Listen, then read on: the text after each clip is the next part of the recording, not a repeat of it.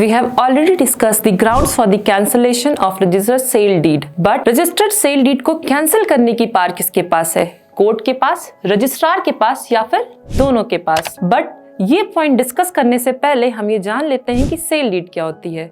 Cell deed is a legal document जिसके through किसी भी प्रॉपर्टी का ओनर उस प्रॉपर्टी में जो भी उसके राइट्स या इंटरेस्ट है वो किसी दूसरे पर्सन को ट्रांसफर करता है। The owner is called the seller and the person to whom the rights and interest in the property has been transferred is called the purchaser. Section 31 of Specific Relief Act talks about the cancellation of instruments and sale deed is an instrument. Now Section 31 says that कि किसी भी instrument को cancel कराने के लिए suit civil court में लाई करेगा on the basis of the grounds mentioned under Section 31. That means अगर कोई पर्सन रजिस्टर्ड सेल डीड को कैंसिल कराना चाहता है तो वो सिविल कोर्ट में सूट ला करके उस सेल डीड को कैंसिल करा सकता है।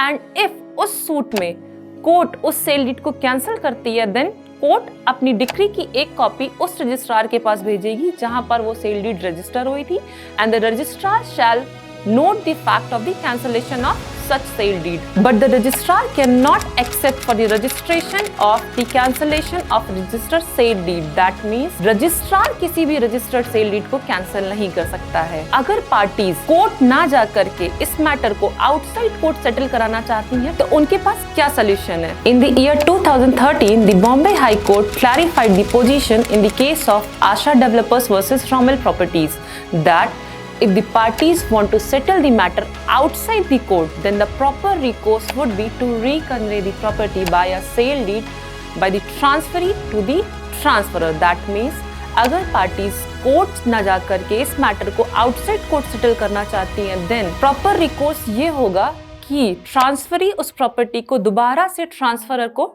ट्रांसफर करे by a sale deed. But this act can be done bilaterally.